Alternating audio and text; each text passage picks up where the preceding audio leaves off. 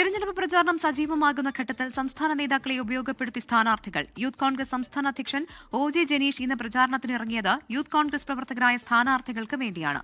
വയനാട്ടിലായിരുന്നു പ്രചാരണം. സുർജിത് അയ്യപ്പത്ത് തയ്യാറാക്കിയ റിപ്പോർട്ടിലേക്ക്.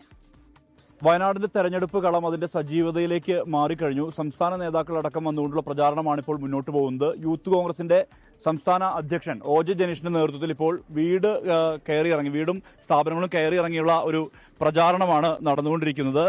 ഇവിടെ യൂത്ത് കോൺഗ്രസിന്റെ ജില്ലാ അധ്യക്ഷൻ അമൽ ജോയ് മത്സരിക്കുന്ന ഒരു ഡിവിഷൻ കൂടിയാണിത്. സ്വാഭാവികമായും അദ്ദേഹത്തിനുൾപ്പെടെ വേണ്ടിയുള്ള ഒരു പ്രചാരണ പ്രവർത്തനമാണിപ്പോൾ നടന്നുകൊണ്ടിരിക്കുന്നത്. അത് ഈ മേഖലയെ കേന്ദ്രീകരിച്ചുള്ള പ്രചരണം, പ്രത്യേകിച്ച് യൂത്ത് കോൺഗ്രസിന്റെ സംസ്ഥാന ജനറൽ സെക്രട്ടറി അരുൺ ദേവ് അടക്കം ഇവിടെ മത്സരരംഗത്തുണ്ട്. ജില്ലാ അധ്യക്ഷൻ അമൽ ജോയ് അടക്കം മത്സരരംഗത്തുണ്ട്. ഈ സാഹചര്യത്തിലാണ് ഇത്തരത്തിലൊരു പ്രചാരണം നടന്നുകൊണ്ടിരിക്കുന്നത്. വളരെ സജീവമായ രീതിയിലുള്ള പ്രചാരണം മുന്നോട്ട് പോവുകയാണല്ലോ. എന്തൊക്കെയാണ് നിങ്ങൾ ഇവിടെ ഉന്നയിക്കപ്പെടുന്ന കാര്യം?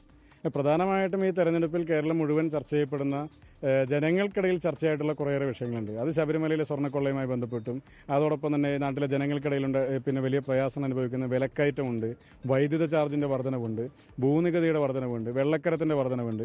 അങ്ങനെ എല്ലാ മേഖലകളിലും ജനജീവിതം വളരെ ദുസ്സഹമായ ഒരു കാലഘട്ടത്തിലൂടെയാണ് നമ്മൾ കടന്നുപോയിക്കൊണ്ടിരിക്കുന്നത്. അപ്പോൾ ജനങ്ങൾക്കിടയിൽ ആരോഗ്യ മേഖലയായാലും ശരി, വിദ്യാഭ്യാസ മേഖലയായാലും ശരി, തൊഴിലില്ലായ്മയുടെ കാര്യങ്ങളായാലും ശരി, വിലക്കയറ്റം ഉണ്ടാകുന്ന കാര്യങ്ങളായാലും ശരി, അതോടൊപ്പം തന്നെ വിശ്വാസികളെ സംബന്ധിച്ചുള്ള കാര്യങ്ങളായാലും ശരി, എല്ലാ മേഖലയിലും ഈ സർക്കാരിൽ നിന്ന് സർക്കാരിന്റെ സാന്നിധ്യം ജനങ്ങൾക്ക് അനുഭവപ്പെടുന്നില്ല. അതിനെതിരെ പ്രതിഷേധം നിങ്ങളുടെ സംസ്ഥാന മുൻ അധ്യക്ഷന്റെ വിവാദങ്ങളുമായി ബന്ധപ്പെട്ടുള്ള വിഷയങ്ങൾ പ്രതിരോധത്തിലാക്കുന്നുണ്ടോ നിങ്ങൾ?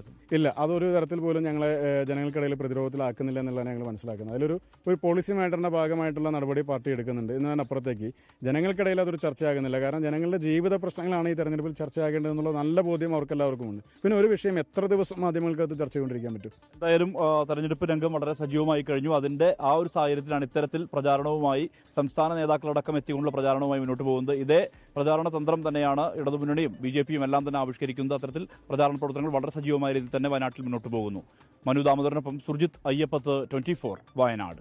ലോകത്തെവിടെയായാലും ഏത് സമയത്തും 24 വാർത്തകളും ഓഗ്മെന്റഡ് റിയാലിറ്റി പാക്കേജുകളും എക്സ്പ്ലെയിനറുകളും വിശദമായി കാണാൻ ഞങ്ങളുടെ യൂട്യൂബ് ചാനൽ നിങ്ങൾക്ക് സബ്സ്ക്രൈബ് ചെയ്യാം.